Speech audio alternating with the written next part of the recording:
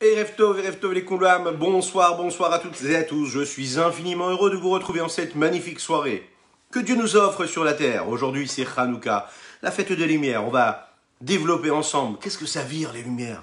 Quelle est cette nécessité de lumière, cette intensité de lumière dans le peuple juif, dans notre petit monde à nous, chacune et chacun d'entre nous, dans notre foyer juif? Oui, on développe cela. Alors, vous savez, dans un foyer juif, c'est nécessaire de l'avoir de la lumière. Tous les jours de notre vie, c'est ce qui nous permet de vivre dans une certaine harmonie. Oui, primordiale. J'espère que vous êtes bien installés. On va démarrer dans quelques instants.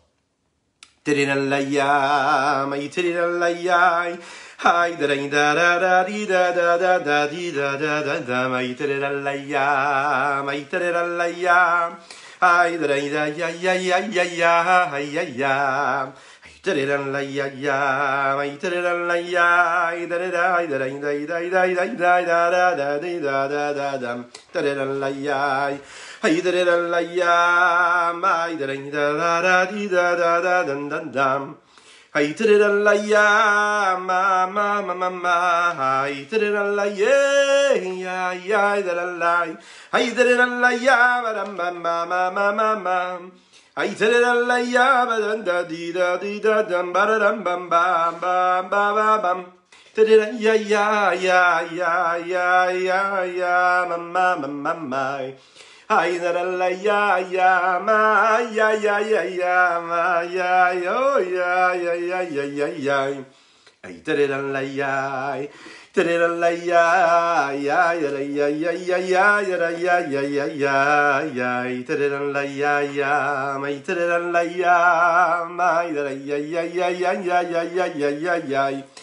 Tov, n'hésitez pas à partager, à liker la publication afin que nous soyons encore à vivre ce moment de Gdusha, de sainteté. N'hésitez pas à partager, c'est maintenant que cela se passe, c'est ici et maintenant. Tadidallayam, dadida badam ba ba bum ba bam bam ba yai tadidallayai, ay tadidallayai, yai tadidallayai, tadidallayai, ma yai tadidallay, tadidallayai, yai tadidallayai. Tirirallaya ma ay tirirallaya ya tiriraya ma tirirallaya ma ay tirirallaya ma oh ya ay tirirallaya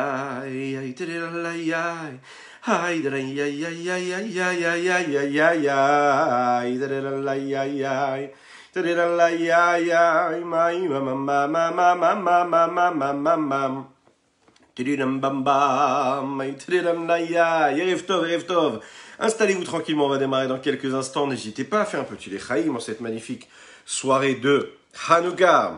Ay tererallaya mamara da di da, ay tererallaya ma ya tererallaya, ay tererallaya ya tererallaya, ay tererallaya maraya ya, ay tererallaya bam bam bi bam bam bam di dam, tiridam bam bam ay oh ya ma ya oh ya. Tirirallaya ya ma ya ma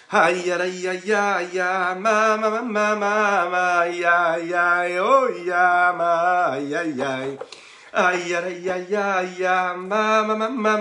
ma tirirallaya ya ma ay tirirallaya ay tirirallaya ya Tirirallaya marandiro da di da dam. Ay tirirallaya maranya tiriraya tirirallaya oh ya mama. Ay tirirallaya ma oh ya mama. Erev Tov les Koulam, bonsoir à toutes et à tous. J'espère que vous allez bien, que vous avez passé une bonne soirée. En tout cas, on s'apprête à passer une excellente nuit. Une nuit pleine de lumière, oui, puisque c'est la fête de Hanouka. J'espère que vous allez bien. C'est une spéciale dédicace ce soir à toutes ces personnes-là qui ne sont pas accompagnées ce soir, pour différentes raisons. Elles ont allumé une petite lumière à la maison, ou peut-être qu'elles n'ont pas eu le mérite de le faire. Si vous en connaissez une personne qui n'a pas eu le mérite d'allumer les bougies de Hanouka, même à cette heure-ci, donnez-lui un petit coup de téléphone. Donnez-lui le courage de le faire, même si elle est seule et qu'elle n'a pas vraiment envie. C'est spécialement pour toutes ces personnes ce soir que nous allons étudier ensemble ces mots de Torah, de Chassidut, pour nous imprégner de la lumière de la Torah, afin qu'elle puisse faire renaître cette âme-là, qui est elle aussi, cette âme-là, qui est cette bougie que nous avons chacune et chacun d'entre nous. Ner Hashem Nishmat Adam. La bougie de Dieu, c'est l'âme de l'homme. Et donc, faites cela. Si vous connaissez une seule personne qui fasse partie de votre famille, famille proche, famille éloignée, faites cette démarche-là. N'ayez pas peur. Faites cette action-là d'aller vers l'autre, de lui proposer d'allumer une bougie, 2 bougies ce soir, 4 bougies pour éclairer le monde, pour éclairer l'humanité, pour éclairer le peuple juif, et afin que l'on puisse éclairer toute l'humanité, apporter plus de lumière dans ce monde-là. Donc faites-le, ce soir c'est important. Parfois juste un petit geste, oui, un petit geste, un petit message à une personne que vous connaissez, un petit coup de téléphone, un petit WhatsApp. N'hésitez pas à insister, encouragez cette personne à allumer cette petite bougie-là, vous allez voir. Et si vous avez la force de faire la démarche d'aller même chez cette personne-là pour l'encourager à le faire, vous allez transformer un monde peut-être, une famille à ce moment présent. Donc on compte sur vous. Mais avant cela, on va développer ensemble un sujet qui va nous faire comprendre un petit peu pourquoi est-ce qu'il y a cette nécessité de lumière, quel est le miracle central qu'il y a eu pendant la fête de Hanouka, et comment dans notre vie de couple, dans notre foyer juif, on peut véritablement nous imprégner de ce miracle-là. Faire que cette petite lumière qu'on va ajouter, ça ne soit pas juste comme ça un dicton, une citation, qu'on nous rajoute une petite lumière qui chasse beaucoup d'obscurité. C'est quelque chose que l'on vit tous les moments de notre existence. On sait que, vous savez, que depuis que le monde est monde, le Ham Israël, le peuple juif, a eu besoin de se retrouver face à des situations qui étaient très compliquées. Parmi des nations du monde, et face à 2 fronts, on va dire 2 fronts véritables. Une guerre face au front de la force, mais également une force qui se décrivait à travers l'esprit. Une guerre de l'esprit, mais aussi une guerre physique. Il fallait se battre physiquement, mais aussi se battre spirituellement. Il fallait se battre culturellement à travers toute l'histoire du peuple juif, et on se bat encore aujourd'hui pour cela, mais aussi se battre pour continuer à vivre physiquement. C'est un petit peu ce qui nous est arrivé à chaque fois, si vous voulez. Et à chaque fois que toutes ces nations-là du monde ont essayé de nous exterminer, de nous faire disparaître par la force, comme les Égyptiens, les Assyriens, les Babyloniens, les Perses, les Romains, et même les nazis. Ah ben ils n'ont pas réussi, on est encore là. Mais ils ont parfois aussi tenté de nous décimer, de nous détruire par l'esprit. Est-ce qu'ils ont réussi? Et non pas. Ils n'ont pas réussi puisqu'on est là encore à développer cet esprit-là.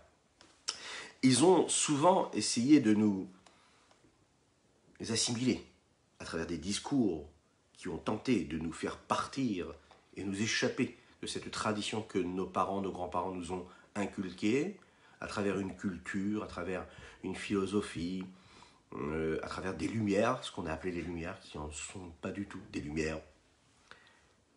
Malheureusement, toutes les religions du monde ont tenté de le faire, et elles n'ont jamais réussi. Et même si, oui, on a perdu des peuples, on a perdu une partie du peuple juif qui a dû donc s'assimiler à travers toutes ces générations. Je vois le Beth Rabat de Deauville qui est avec nous, et je sais que nous avons donc inspiré le Beth Rabat de Deauville encore à augmenter le limoud de la Torah d'après ce qu'on m'a dit, et ça j'en suis très très content. Donc je vous dis un très très très grand chazak. Chazak, continuez comme ça, c'est un plaisir. Vraiment, l'Agdil Torah ou la Hadira, que Dieu vous bénisse, et ça c'est parfait. Rabbi Binyamin, c'est un plaisir de t'avoir parmi nous. Toutes les personnes qui nous rejoignent, je vous bénis. Oui, vous avez raison d'être là. Mais il faut aussi partager cette publication, liker cette publication. Et donc, que ce soit à travers toutes ces générations-là qui sont passées, mais aussi également à notre époque, et comme nous disons dans la Tefila, dans le Halanissim que nous prononçons dans la Tefila, Bayam Mahem, Bismanazé, que ce soit à l'époque comme à notre époque, à nous, de tous les jours, Bismanazé, à notre époque, jusqu'à aujourd'hui, le peuple juif se retrouve face à cette situation-là où il doit se battre pour sa survie physique, mais aussi pour sa survie culturelle, culturelle, philosophique et intellectuelle. Oui, il faut se battre sur tous les fronts. Oui, afin que toutes les nations du monde comprennent que nous sommes là pour une seule raison, pour apporter de la lumière. On n'a jamais demandé autre chose. L'Echaim, l'Echaim, l'Echaim, l'Echaim.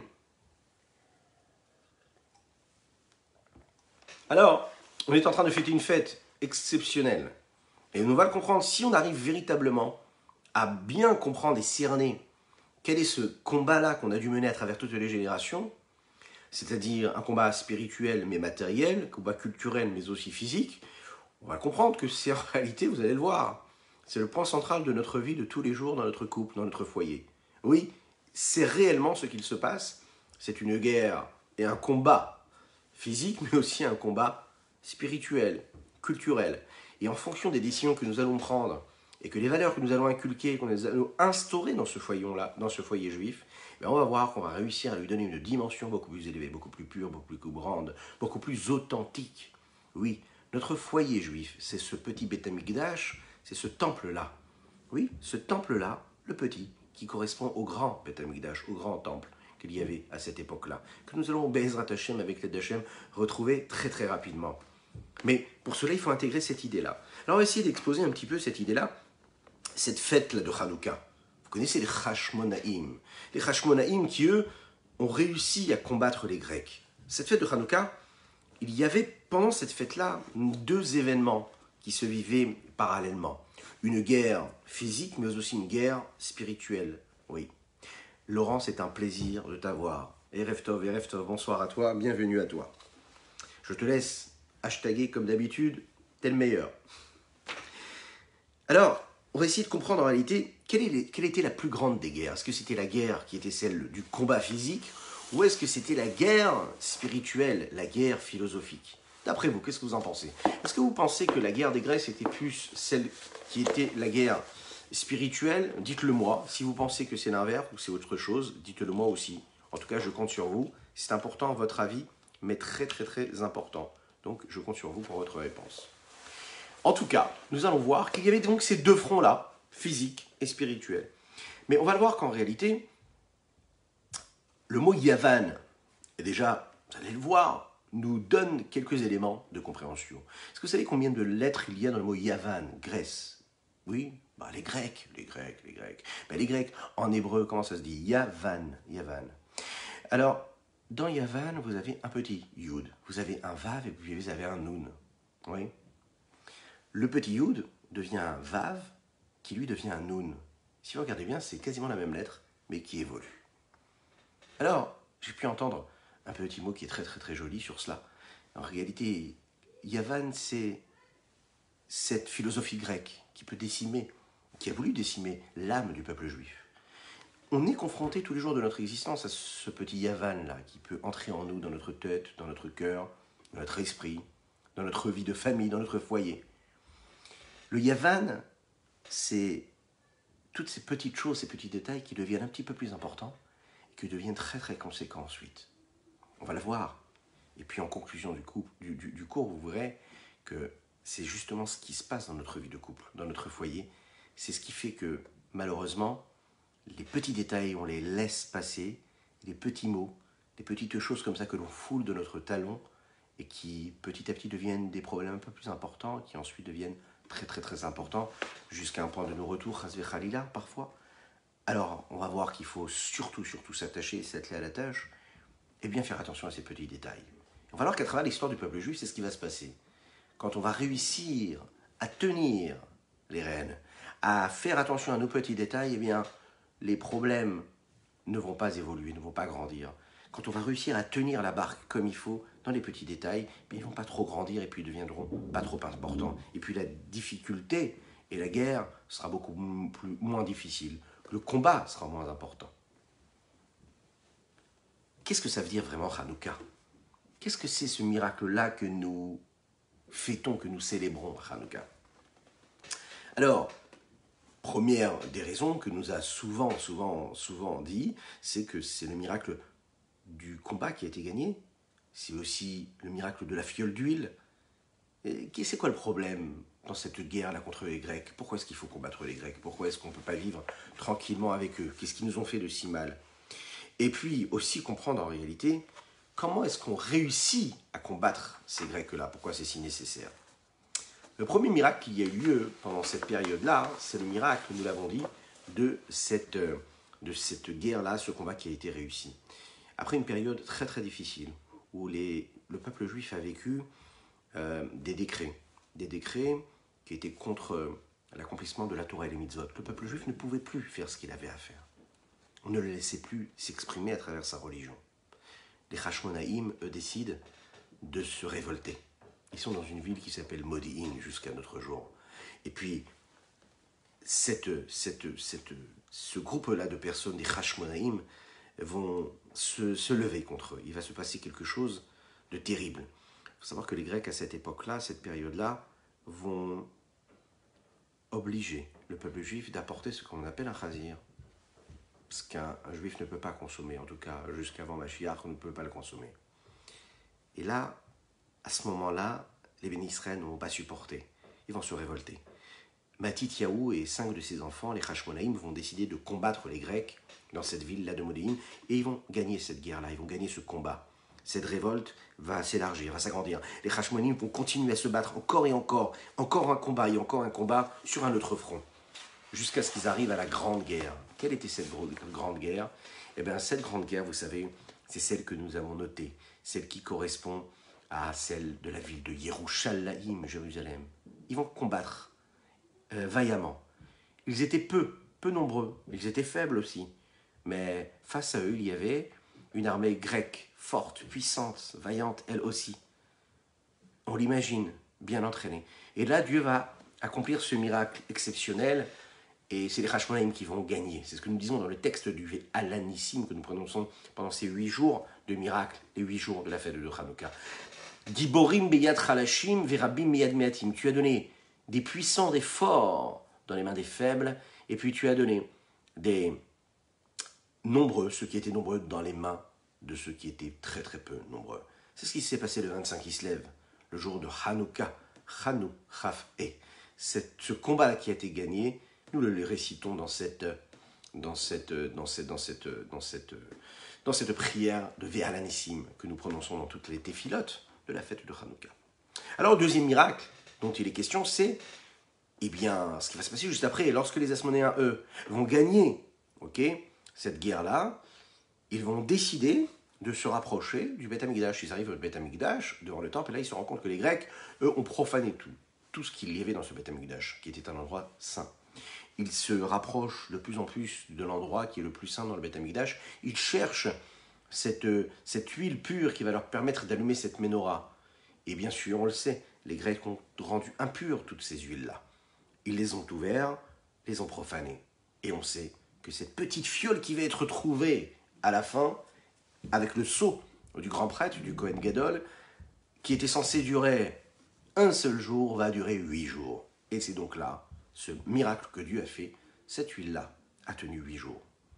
D'après vous, quel est le miracle essentiel? Est-ce que le miracle essentiel, c'est d'avoir pu permettre à cette petite fiole d'huile de tenir 8 jours? C'est un grand miracle. Ou bien le moment où les Hashmonaïm vont gagner ce combat-là, gagner la guerre contre les Grecs. A priori, on imagine que ce qui est beaucoup plus essentiel, qui a beaucoup plus de sens d'ailleurs, c'est de gagner véritablement le combat, et non pas de permettre à cette fiole d'huile, même si c'est un grand miracle, mais on l'imagine, c'est un miracle beaucoup plus considérable, beaucoup plus grand, de réussir à combattre une armée, l'armée grecque.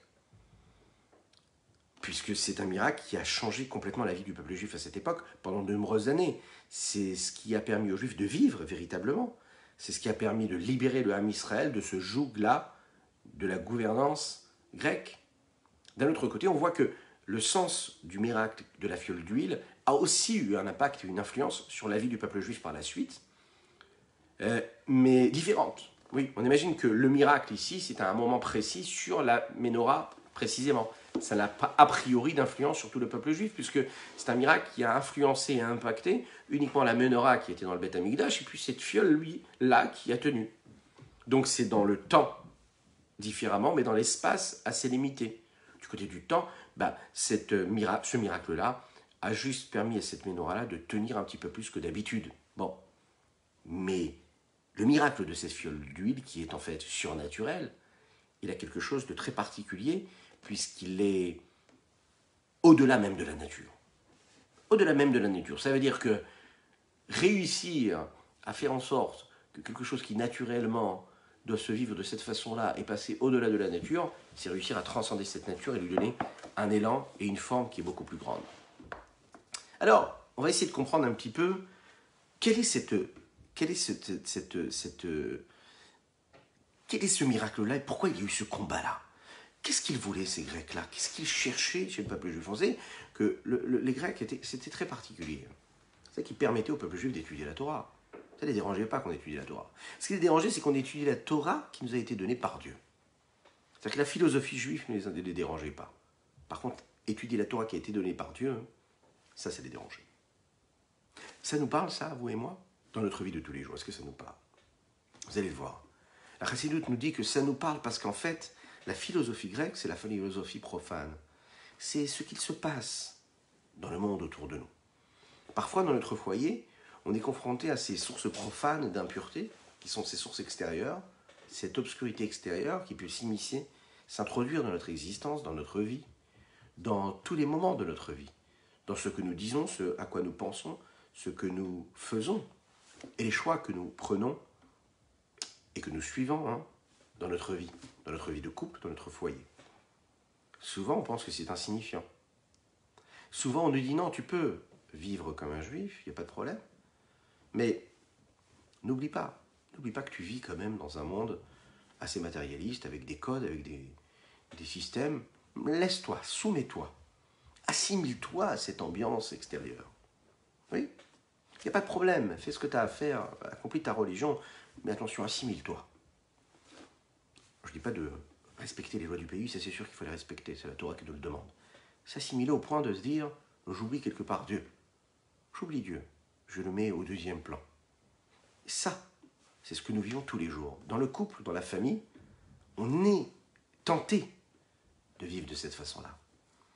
On a la possibilité de se dire que Dieu, il est là à un moment précis, un jour précis, dans des actions précises, et quelque part, à un moment, je le range dans la bibliothèque, je le range à un des jours de la semaine, je le range à une heure précise de ma journée, mais le reste du temps, je vis indépendamment de ça, je vis selon l'assimilation et le monde qui m'entoure. Ce à quoi on va lui répondre, et ce à quoi la Torah nous répond, elle nous dit non, prends l'exemple de ce qui s'est passé avec les Grecs. Les Grecs, c'est justement ce que nous pouvons vivre tous les jours, en fait. Ils te disent, tu peux accomplir ta Torah et tes mitzvot, seulement oublie que c'est Dieu. Ne le fais pas parce que c'est un Dieu qui te l'a demandé. Fais-le parce que c'est toi qui l'as compris. C'est toi qui l'as compris. C'est aussi une réponse que l'on peut donner à ces personnes qui vont dire, non mais essaye de comprendre ce que tu fais avant d'accomplir la Torah et les mitzvot. Ne fais pas les choses bêtement. Il faut que tu comprennes, que tu étudies des années. Et ensuite, peut-être, tu pourras décider d'aller approfondir et d'accomplir la Torah et les mitzvot. Tu sauras que tu auras tout compris. Soit qu'on nous répondu, non, pas du tout, pas du tout, pas du tout, pas du tout. On aurait pu penser que les Grecs, en fait, c'était des personnes et un peuple qui était primitif, qui avait une soif de sang, qui voulait détruire, décimer un peuple entier, qui voulait tuer véritablement le peuple juif. En fait, on sait que la vérité, elle n'est pas du tout cela. On parle d'un peuple qui était intellectuellement très subtil, raffiné, qui était éclairé. C'est lui qui a amené une culture, la culture de l'hellénisme. Les Grecs, c'est eux qui avaient une sagesse, une philosophie qui a influencé jusqu'à aujourd'hui les nations du monde. C'est eux qui ont permis de faire pousser, de faire grandir des grands sages. Imaginez, Aristote. Ah ben oui, lui, quoi, c'était qui? C'était cette philosophie grecque. La culture helléniste, c'est elle qui a inondé quasiment tout le monde, qui a donné tant de philosophie et de conseils et de sagesse à toutes les nations du monde. Les Grecs ont tenté de faire entrer cette philosophie-là également dans le peuple juif qui, lui, avait déjà sa vision du monde.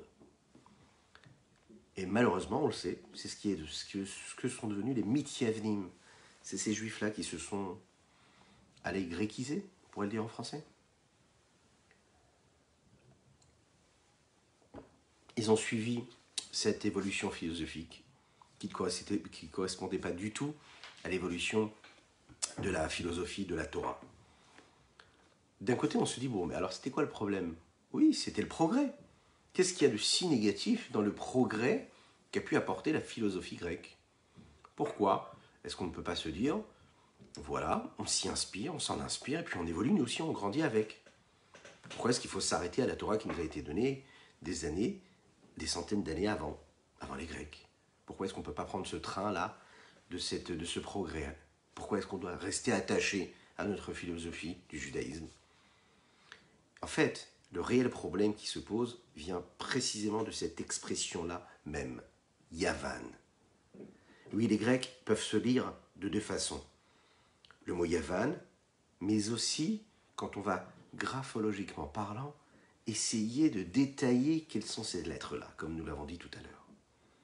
D'où vient le mot Yavan? Quelle est son explication? Yavan, c'est le nom d'une nation, tout simplement parce que cette nation-là, elle vient du quatrième fils de Noach qui s'appelait Yéphet. Il s'appelait Yavan. Il est dit comme ça dans la parachate noire, Béné Yéphet, les enfants de Yéphet, Gomer, Magog, Madai, Yavan, Tuval, Mesher et Tiras. Ça fait partie réellement de ces enfants-là de Noach, de ces enfants de Noach qui étaient en réalité les enfants de Yéphet, qui étaient les enfants de Noach, et qui étaient donc Yavan. À ce nom, il y a aussi une explication, et on va dire grammaticalement parlant, et significativement, on appelle ça le Yavan du ciment, du goudron, plus communément. C'est ce qu'il est dit dans les Tehillim. Comme le disant dans les Tehillim, Vaya'aleni, mi bor shaon mitit a Yaven, mitit a Yaven. Rashi explique qu'est-ce que c'est ce titre de Yavan. Le titre ici fait référence à cette mer-là qui peut donner cette capacité-là de créer ce petit ciment-là qui se coagule. Il y a différentes fonctions à ce titre-là, à ce ciment, que nous créons à partir de l'eau d'ailleurs. Première chose, le titre est fait à partir d'eau mélangée à de la poussière, à de la terre, à du sable. Il y a une deuxième fonction et deuxième élément très important qu'apporte le titre, le ciment, c'est qu'il est constitué et de sable d'eau et qui fait que quand une personne entre dedans du titre, dans ce ciment-là, eh bien, petit à petit, il s'y enfonce de manière graduelle. Il y a un troisième élément à comprendre aussi, c'est que de manière tout à fait naturelle, on ne peut jamais sortir tout seul de ce ciment-là, de cette boue-là, qui se crée à travers ce mélange qui est entre le sable et l'eau. Il faut absolument, quand on a un pied qui est complètement enfoncé dans cette boue-là, d'avoir quelqu'un qui est à l'extérieur de cette boue pour nous sortir. Si personne ne nous aide, chas v'shalom, on peut sombrer. C'est le sens spirituel qu'a ce mot Yavan.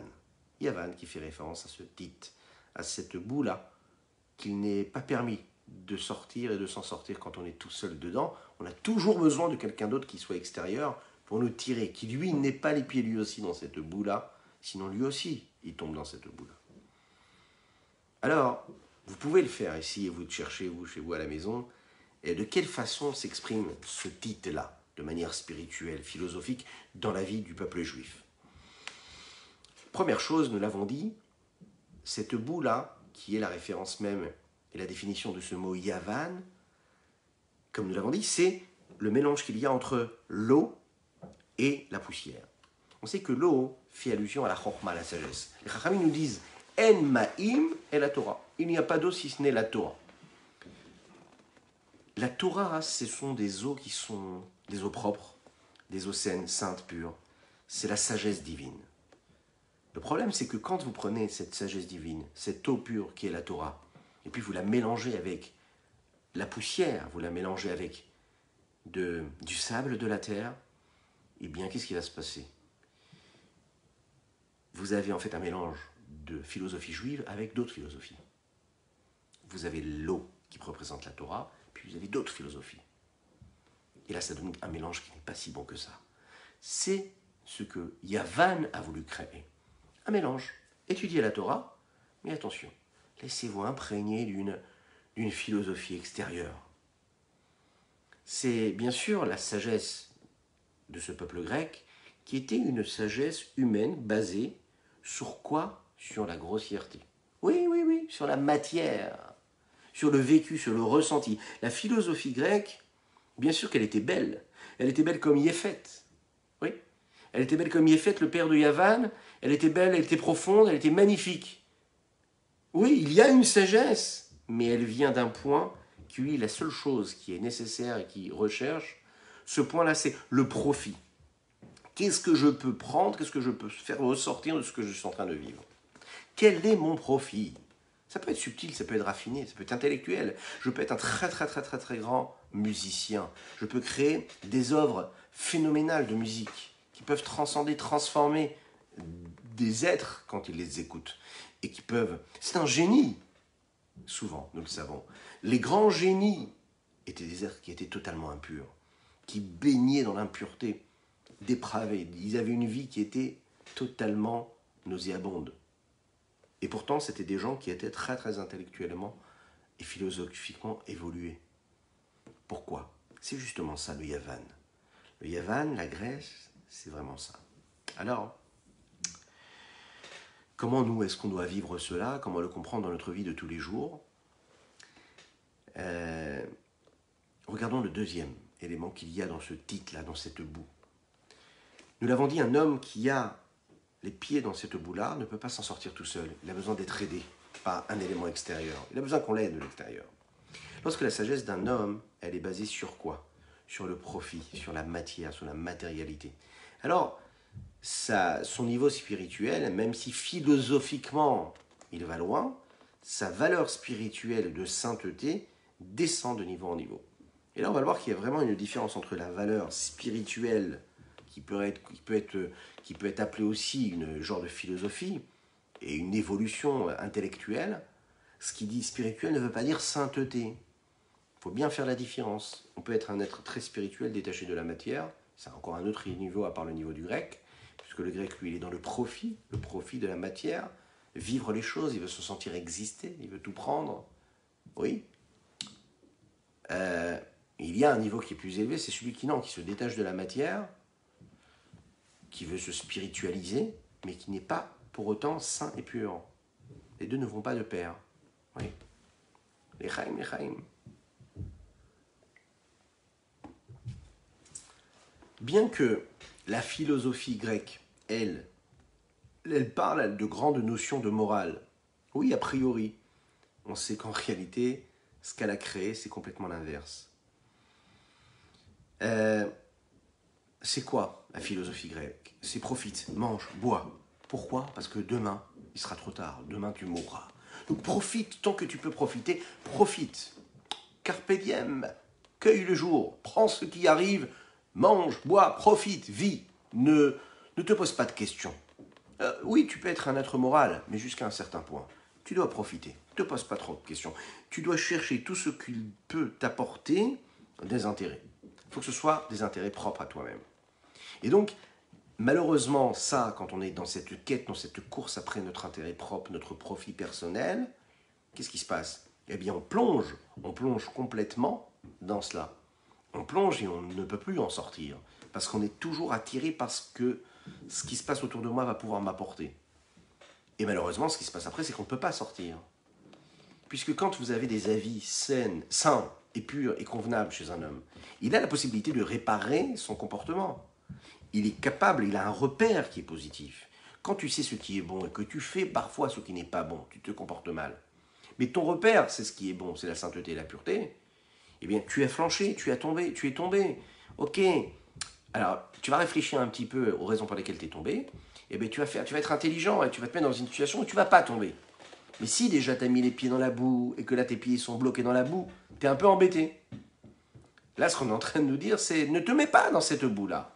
Ne te laisse pas avoir par la sagesse profane, intellectuelle, la philosophie profane qui vient du monde extérieur et qui peut te laisser imaginer, qui te vend comme ça des mirages. Oui. Non, pas du tout. T'as rien à apprendre là-bas. T'as rien à apprendre parce que tout est basé sur quoi? Sur le plein profit, propre, personnel. Qu'est-ce que ça va pouvoir m'apporter encore et encore à moi? Comment est-ce que je vais pouvoir tirer du profit pour moi, pas pour l'autre, pour moi? Et ça, c'est destructeur. C'est destructeur parce qu'en fait, en réalité, on perd notre âme comme ça. On perd notre âme et on n'a plus la force après de s'en sortir. Parce qu'on a perdu le repère. On est complètement bloqué dans cette boue-là. Alors, tout à l'heure, nous l'avons dit, c'est un élément qui se retrouve et qui s'exprime graphologiquement parlant sur les mots, sur la lettre, les lettres du mot de Yavan. Yud, Vav et Nun. Yud, un petit Yud. Ce Yud-là qui devient un Vav et qui devient un Nun après. Toujours ce petit bâton-là. La forme de ces lettres-là, c'est une évolution. On sait que le Yud, en réalité, c'est l'expression même, dans la Chassidut, c'est expliqué, ça fait allusion à la Chochma, à la sagesse, au point culminant de la sagesse. Ensuite, nous avons le Vav. Le Vav, une fois que je comprends quelque chose intellectuellement, ça descend dans mes midot, dans mes émotions, dans mes traits de caractère, dans mes vertus. Donc c'est ce trait-là, le Yud, qui descend un petit peu plus dans la pleine conscience, dans la partie, on va dire, cognitivement, qui va faire naître en moi aussi des émotions, du ressenti réel. C'est la lettre Vav. Et ensuite, nous avons également la lettre Nun. La lettre Nun, elle descend encore un petit peu plus bas. Ça, c'est en réalité les comportements que je peux avoir, mais qui vont descendre tellement bas, qui vont descendre jusqu'à quasiment le centre du corps bas, qui représente tout ce qui peut être dépravé, complètement éloigné des bonnes vertus, et qui peut en être créé tout sauf de la création, mais de la destruction. Cette chute-là, elle intervient en 3 étapes, comme nous l'avons dit tout à l'heure. On commence par des petites choses, des petits égarements, qu'on foule comme ça du pied. On se dit, c'est pas grave, on vit dans une civilisation, il faut s'y prêter, il faut se laisser imprégner de la civilisation, il faut se laisser imprégner par la philosophie qui est enseignée, qui est vécue dans les pays, dans ces nations-là. Et puis on se laisse aller petit à petit à ressentir et donc avoir un comportement qui correspond à cette philosophie qui était à la base juste une petite idée intellectuelle et qui nécessitait quoi? Une petite ouverture d'esprit. Je peux être juif, je peux avoir une philosophie juive, un comportement juif, et puis me dire, c'est pas grave, si j'étudie la philosophie profane, ça peut me permettre d'avoir une ouverture d'esprit, de comprendre, d'évoluer, de grandir. Et puis qu'est-ce qu'il y a de si grave? Petit à petit, cela devient du Vav. Le Vav, c'est-à-dire que ça, qu'on le veuille ou non, ça a été prouvé à travers toutes les générations. Oui, ça influence notre comportement, ça influence notre ressenti, ça influence des remises en question. Et puis on perd petit à petit cette force-là que nous avons intrinsèque de crainte de Dieu, d'amour de Dieu. On se laisse embarquer comme ça par ce monde qui nous entoure. Et puis ça devient ce Nun-là, qui va complètement se vivre et véhiculer ce comportement négatif qui est non seulement du ressenti négatif, mais aussi un comportement négatif qui serait contraire à toute morale. Oui, réellement. Alors on sait que la Gemara nous le dit, que le Yetzer Hara, le mauvais penchant qui est là, qui fait son travail, est très très très intelligent. C'est un artisan, vous savez. Il dit comme ça, Hayom omerlo asekar, hul machar omerlo asekar, hache omerlo avoda zara. Le Talmud nous le dit, Talmud Shabbat, traité Shabbat. Le Yetzer Hara ne vient pas du jour au lendemain et dire à l'homme, va tuer, va voler, va tromper, va faire telle ou telle erreur. Non, le Talmud nous dit, le Yetzer Hara, il va graduellement, petit à petit, un petit yud, un petit geste, une petite pensée différente. Il lui dit, il n'y a pas de problème. Moi, ça ne me pose pas de problème que tu te comportes comme il faut, comme un juif. Mais d'abord, intellectuellement, il lui dit, tu sais, tu peux aussi penser que parfois, tu peux prendre un peu de vacances, voir les choses différemment. Tu peux faire Shabbat, mais c'est pas grave si Shabbat, tu as une petite occupation qui est profane, c'est pas méchant. Petit à petit, l'homme, en réalité, continue d'accomplir les mitzvot, mais il laisse comme ça une fenêtre s'ouvrir sur ce monde-là extérieur. Ensuite, petit à petit, il rentre dans sa tête, dans son cerveau, dans son esprit. Et puis, il s'immiscie tranquillement. Il n'a même pas besoin de rentrer par effraction, le mauvais penchant. Il s'installe tranquillement, doucement. Il attend un petit courant d'air, hop, il se faufile. Et puis il vous dit, allez, tu peux faire cette chose-là, et puis tu peux faire ça aussi. Et puis c'est pas en contradiction avec la Torah, il n'y a pas de problème. Et petit à petit, cette petite écartade-là devient quelque chose de plus important. Et c'est ce qu'ils faisaient en réalité les Grecs.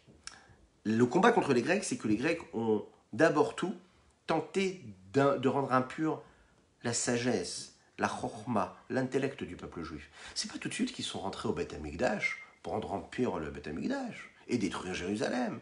Non, pendant de nombreux mois, de nombreuses années, ils ont quoi? Tenté de s'immiscer et d'influencer, d'assimiler la sagesse juive, de faire sombrer cette âme juive, cette crainte de Dieu, de s'immiscer tranquillement, philosophiquement, intellectuellement, d'assimiler cette âme juive par des petits gestes, des petits mots, des petites idées intellectuelles qui a priori vendaient du modernisme, du progrès.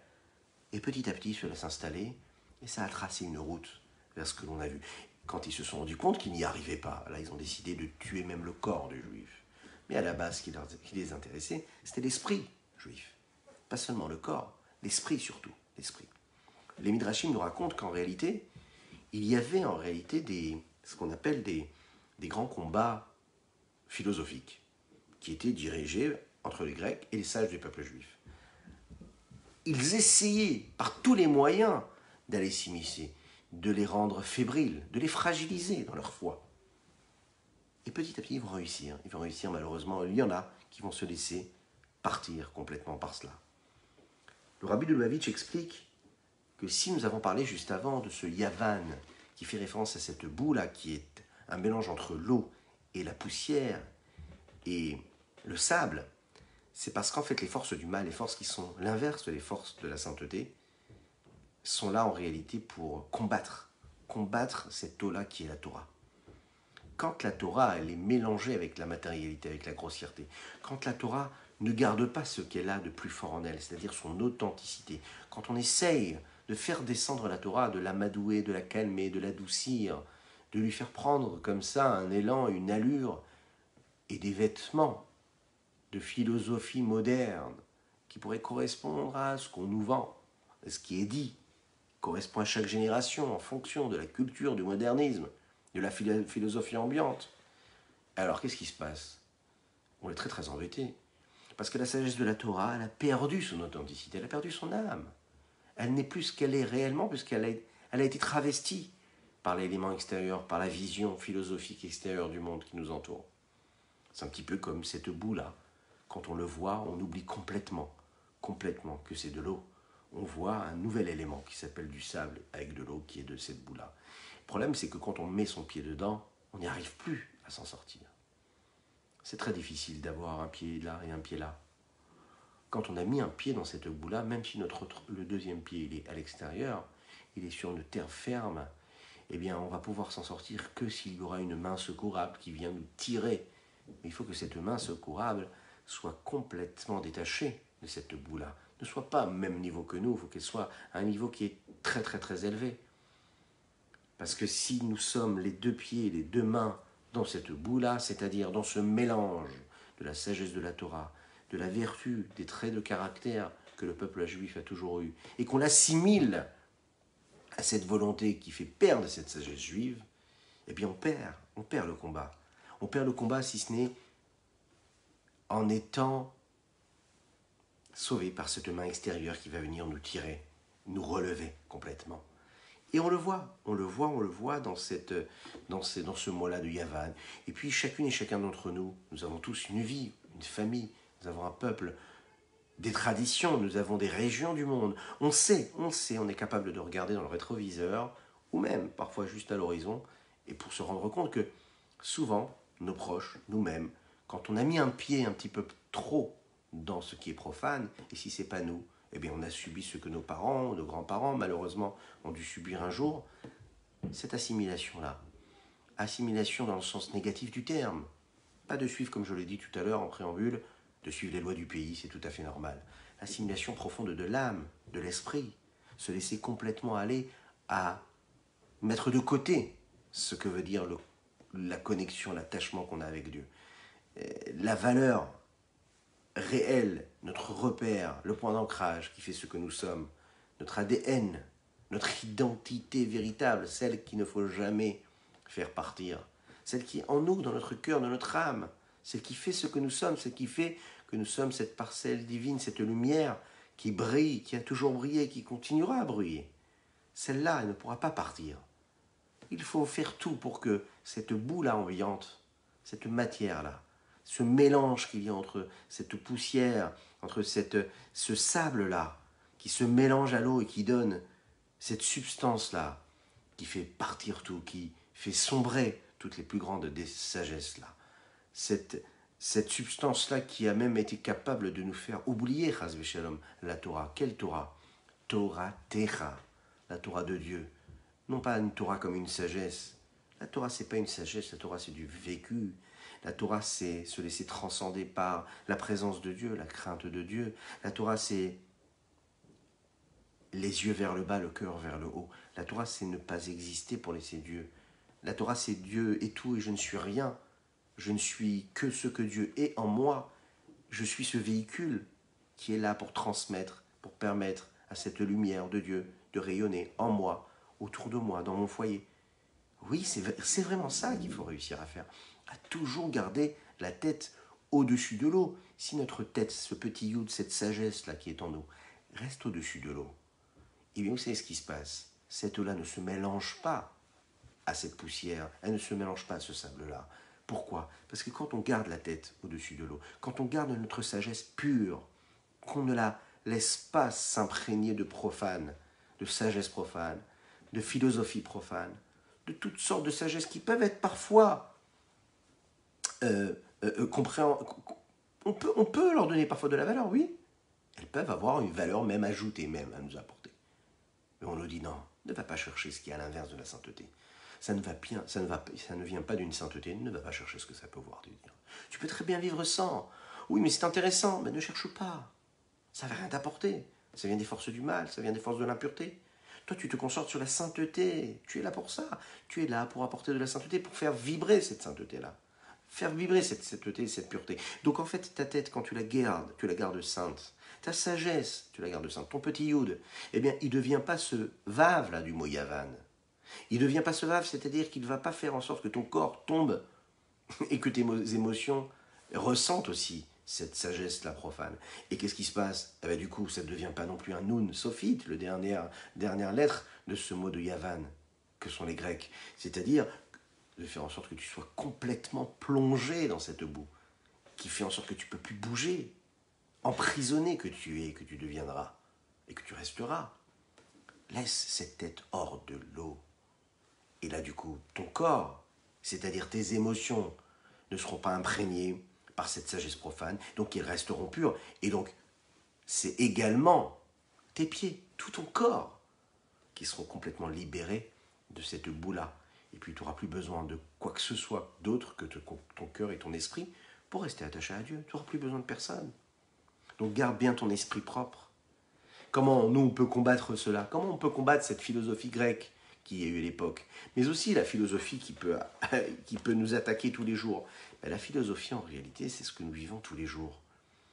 La philosophie, c'est à tous les niveaux. C'est ce que nous regardons, ce à quoi nous pensons, c'est l'investissement de notre temps, de notre esprit, de notre âme, de nos ressentis, de nos émotions, de nos traits de caractère.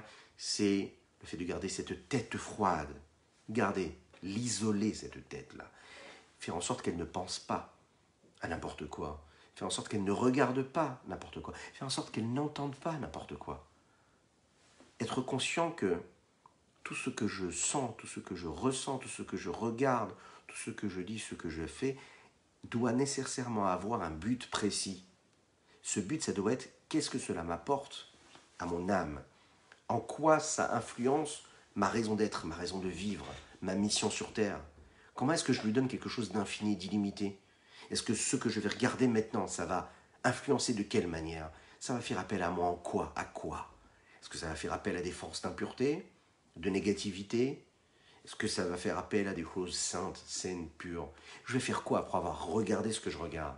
Je vais faire quoi après avoir entendu ce que je suis en train d'entendre? Je vais faire quoi après avoir fait ce que je viens de faire? Quelle action ça va engendrer? Quel comportement? Quel jugement je vais avoir? Est-ce que c'est du positif réellement? Est-ce que c'est de la grâce, de la bonté que je vais partager? Est-ce que c'est de la miséricorde que ça va réveiller en moi? Est-ce que c'est de la lumière ou est-ce que c'est de l'obscurité? Si on est capable de se poser cette question-là tous les jours, de garder cette tête au-dessus de ce qui se passe, de ne pas la laisser sombrer à travers cette eau-là et dans cette eau-là, que sont parfois les eaux impures, que peuvent être ces philosophies extérieures à celles de la Torah, eh bien on est tranquille. Parce que ce n'est pas seulement notre tête qu'on sauve. On sauve notre esprit, on sauve notre âme, on sauve notre cœur, on sauve nos actions, nos pensées, mais on sauve surtout notre couple. On sauve l'éducation de nos enfants. Et on fait en sorte que ce Hanouka, dans lequel il y a ce mot de chinour, d'éducation. Ce soit une réelle éducation, celle de nos enfants, mais aussi celle que nous devons nous imposer à nous-mêmes, chacune et chacun d'entre nous.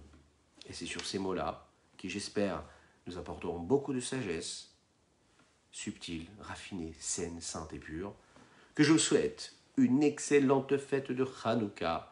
Hanouka Sameach, un joyeux Hanouka, que Dieu vous bénisse et qu'il vous protège, et oui, on peut le demander, que notre vie soit inondée de véritables bénédictions matérielles et spirituelles, et qu'on puisse garder toujours cette tête-là pour toujours maîtriser tout, c'est-à-dire le meilleur de tout, la présence d'Akadosh Baruch Hu, de Dieu, en nous, partout, pour tout, tout le temps.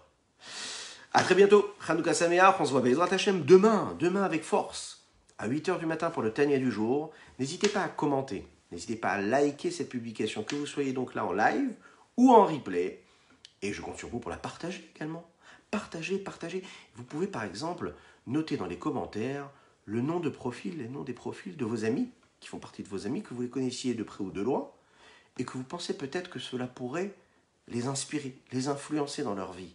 Notez leur nom, on ne sait jamais, vous savez, une petite lumière qui sera allumée.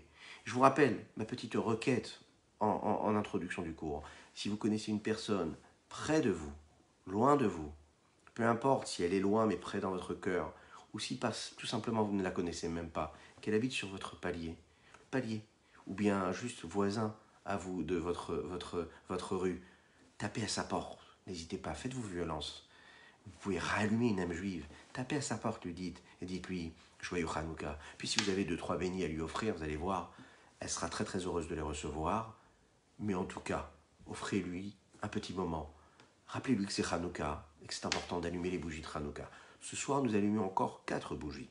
4 bougies. Et ça, c'est génial. Plein de bonnes choses à vous. Que Dieu vous bénisse. Avec une bonne bénédiction pour chacune et chacun d'entre vous. Soyez bénis, voilà, tout simplement. Et illuminés par cette belle lumière de Hanouka. Aïterelalaya, aïterelalaya. Erev Tov, une bonne soirée, que des bonnes choses. Aïterelalaya, ma. Aïterelalaya, aïterelalaya, badandam. Aïterelalaya, darai.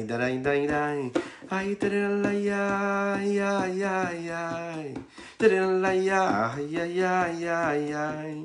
Aïterelalaya, ya. Hi, da-da-da, ma.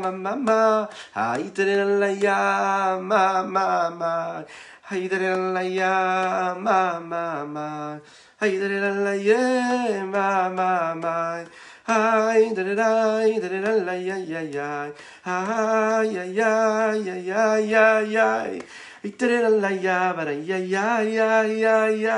Da-da-da-la-ya,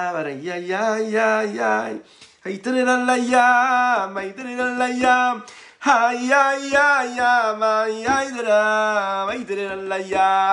Aïterelalaya, aïe. Oui, vous pouvez chanter, hein. Oui, si vous êtes à la maison, levez-vous, dansez, chantez, c'est important la joie. Terelalaya, ma. Aïterelalaya, ma, ya. Aïterelalaya, aïe.